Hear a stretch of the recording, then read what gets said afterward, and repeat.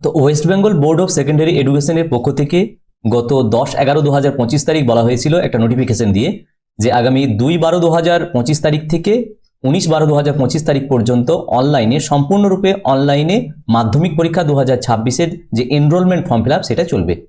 তো সেই ড্যাশবোর্ডে আমরা রয়েছি। এখানে West Bengal board of secondary এডুকেশনের যে পেজ সেখানে ইন্ডেক্স নাম্বার দিয়ে ওটিপি ভেরিফিকেশনের মাধ্যমে এখানে এন্ট্রি করতে হবে।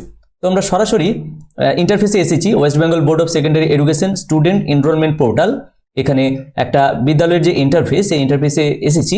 এখানে যে অপশনগুলো রয়েছে select regular candidate, select detain candidate এবং সিলেক্ট সিসি কম্পার্টমেন্টাল ক্যান্ডিডেট।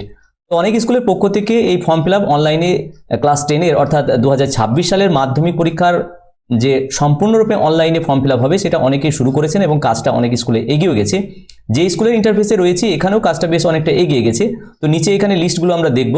যদি নিচে দেখি যে এই ফর্মগুলো ফিল আপ করা আমাদের হয়ে গেছে, একদম নিচে এসে যদি ফর্ম ফিল আপ করা অর্থাৎ এনরোলমেন্ট যে অনলাইনে যদি সম্পূর্ণ হয়ে থাকে তাহলে প্রসিড টু পে করে এগিয়ে যেতে হবে।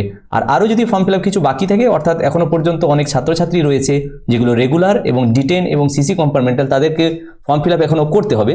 তাহলে আমরা সেই ফর্ম ফিল আপগুলো কীভাবে অনলাইনে করব জাস্ট একটা দুটো আমি দেখানোর চেষ্টা করব, কারণ অনেকেই এটা সম্পন্ন করতে পেরেছেন কাজটা। কিভাবে করতে হয় কম বেশি সবাই আমরা জানি, তবুও একবার বিষয়টা একবার আলোকপাত করার জন্য আজকের ভিডিও মূলত। তো ধরে নিচ্ছি এই স্টুডেন্টকে আমরা ফর্ম ফিল আপ করবো। তো West Bengal board of secondary এডুকেশনের পক্ষ থেকে এই এনরোলমেন্ট অনলাইন প্রসেসে যে এনরোলমেন্ট ফিল আপ, এটা অত্যন্ত সহজ একটা ইন্টারফেস দেওয়া হয়েছে যেখানে অতি সহজেই এখানে সিলেক্ট আনসিলেক্টের মাধ্যমেই ফর্ম ফিল আপ হয়ে যাবে। বাকি ডকুমেন্ট যেগুলো রয়েছে সেগুলো ফিল্ড অবস্থায় রয়েছে। তো এখানে আমরা যদি সিলেক্ট করি ওই স্টুডেন্টকে, তাহলে যে বক্সটি খুলে যাচ্ছে সেখানে বলা হচ্ছে subject combination Bangla first language আর ইংরেজি সেকেন্ড ল্যাঙ্গুয়েজ বলা হয়েছে। এখানে নাম রয়েছে এবং সেই সঙ্গে প্রজেক্টের যে মার্কসগুলো 10 নম্বর করে যেটা পায় সেটা যদি প্রত্যেকটা সাবজেক্টে 10 করে পায় তাহলে সেক্ষেত্রে এই বক্সটিকে টিক মারলেই এখানে আমরা দেখতে পাচ্ছি যে বক্সের ভিতর সব 10-10 করে উঠে গেছে। অর্থাৎ এই স্টুডেন্ট প্রজেক্টের যে 10 নম্বর সেটা সব সাবজেক্টে 10 করে এখানে বসেছে। যদি দেখা যায় যে এই স্টুডেন্টকে সব সাবজেক্টে 10 অর্থাৎ language 1, language 2, maths, physical science, life science, history, geography এইগুলোতে সব সাবজেক্টে 10 করে সে পাবে না, তাহলে সেক্ষেত্রে যে বিষয়ে 10 হয়তো পাবে না সেগুলোকে এখানে চেঞ্জ করা যাবে। তো এখানে সিলেক্ট অল যেটা হয়ে আছে সেটাকে প্রথমে সিলেক্টটাকে আমরা ডিসিলেক্ট করলাম এবং সেই যে সাবজেক্টে আমি কম দিতে চাইছি সেই সাবজেক্টে গিয়ে এখানে হয়তো 9 দেওয়া হলো, এই সাবজেক্টেও হয়তো 9 দেওয়া হলো, তারপর এখানে এসে সেভ। এইভাবে করলে দেখা গেল এখানে যে লাল কালিতে যে ক্রস ছিল সেটা কিন্তু টিক মারা হয়েছে। অর্থাৎ এই যে স্টুডেন্ট, এই স্টুডেন্টের কিন্তু ফর্ম ফিল আপ এখন সম্পন্ন হয়েছে।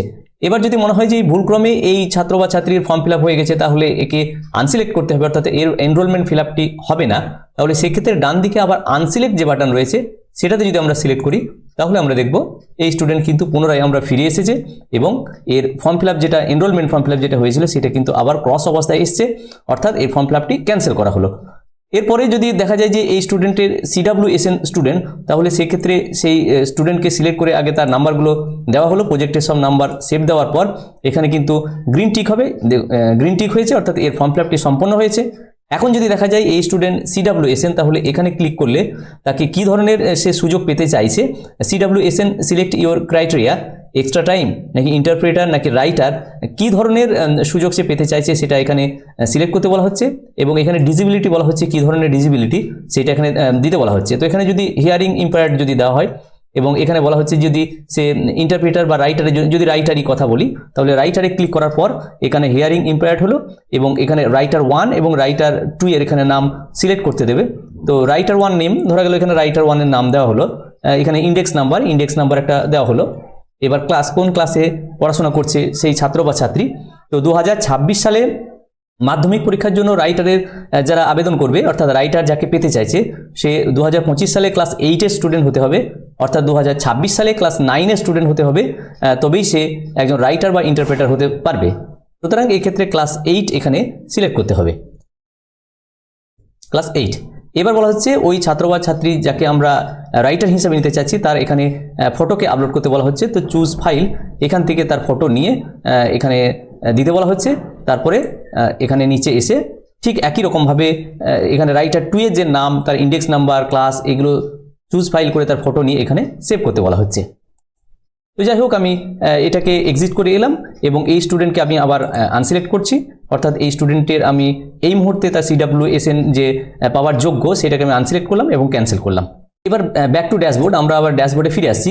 ঠিক একই রকমভাবে সিলেক্ট ডিটেন ক্যান্ডিডেট যদি থাকে তাহলে সিলেক্ট করার জন্য এখানে আমাদেরকে সিলেক্ট করতে হবে, টিক মারলাম এবং টিক মারার পর যে সমস্ত ডিটেন ক্যান্ডিডেটগুলো রয়েছে তাদের যদি ফর্ম ফিল আপ করতে হয় তাহলে সেক্ষেত্রে ওই একই প্রসেসে এখানে নামগুলো সব শো করেছে।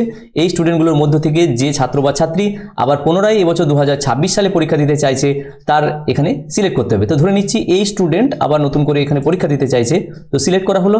তার যে নাম্বার সেই নাম্বারগুলো এখানে যদি সিলেক্ট অল 10 হয় তাহলে অল 10 দিয়ে এখানে এসে সেভ, তাহলে সেভ করার পর দেখা যাচ্ছে যে এই স্টুডেন্ট এখানে সিলেক্ট হয়েছে এবং ডিটেন ক্যান্ডিডেট হিসাবে এই 2026 সালে আবার পরীক্ষায় বসতে চাইছে।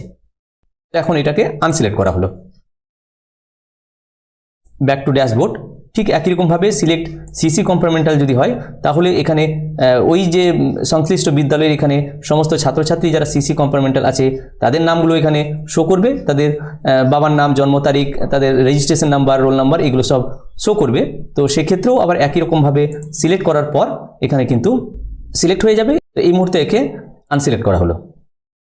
সুতরাং এইভাবে যে সমস্ত রেগুলার, ডিটেন এবং সিসি কম্পার্টমেন্টাল স্টুডেন্টগুলো রয়েছে তাদের সমস্ত ফর্ম ফিল আপ করার পর কিন্তু নিচে এখানে লিস্টগুলো দেখাবে। এখানে কিন্তু আমরা দেখতে পাচ্ছি সমস্ত সবুজ কালিতে টিক আছে, অর্থাৎ এই স্টুডেন্টগুলো এই বিদ্যালয়ের ক্ষেত্রে, সংশ্লিষ্ট এই বিদ্যালয়ের ক্ষেত্রে ফর্ম ফিল আপগুলো করা হয়েছে এবং সেই ফর্ম ফিল আপগুলোর জন্য এখানে টিক হয়েছে। নিচে যদি আমরা আসি তাহলে দেখা যাবে যে সমস্ত স্টুডেন্ট যদি ফর্ম ফিল আপ সম্পূর্ণ হয় এনরোলমেন্ট, তাহলে প্রসিড টু পে অর্থাৎ পেমেন্ট করার জন্য অনলাইনে একটা ইন্টারফেস দেওয়া হবে। সেখানে পেমেন্ট করলে সেই সমস্ত ছাত্রছাত্রী এখানে ফর্ম ফিল আপ বা এনরোলমেন্ট কমপ্লিট হবে। তো এই বিদ্যালয়ের ক্ষেত্রে আমরা দেখছি যে রেগুলার ক্যান্ডিডেট হিসাবে এই মুহূর্তে 85 জন এবং কন্টিনিউইং ফিমেল 20 জন, টোটাল 107 জন এবং কন্টিনিউইং মেল এখানে রয়েছে 2 জন, টোটাল 107 জনের এখানে ফর্ম ফিল আপ এই মুহূর্তে কমপ্লিট হয়ে রয়েছে। আরও যেগুলো হবে সেগুলো করার পর পেমেন্ট অপশনে যাওয়া যাবে। সুতরাং এই ছোট্ট ভিডিওটির মাধ্যমে আমি দেখানোর চেষ্টা করলাম অতি সংক্ষেপে West Bengal board of secondary এডুকেশনের স্টুডেন্ট এনরোলমেন্ট যে পোর্টাল সেটা অতি সহজে কীভাবে ফর্ম ফিল আপ করা যায় সেটা আমি দেখানোর চেষ্টা করলাম। ভিডিওটি প্রত্যেকে দেখার জন্য ধন্যবাদ। প্রত্যেকে ভালো থাকুন, সুস্থ থাকুন।